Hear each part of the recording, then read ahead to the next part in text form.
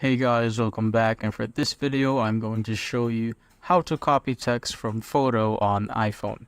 First, what you want to do is go to your photos and go to a saved file or picture that you want to copy the text from. So I have one here, and simply tap and hold on the text that you want to copy. So as you can see, it automatically highlighted it.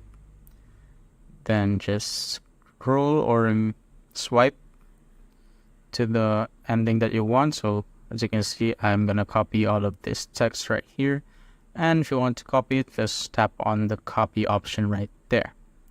Once you're done with that, let's try to paste it on the Notes app. So let's go here and let's add a new note and paste it. So as you can see, it perfectly copied all the text on the picture. That's basically it, guys. If you have found this video helpful, simply leave a like below or subscribe because it helps reach more people. See you on the next one.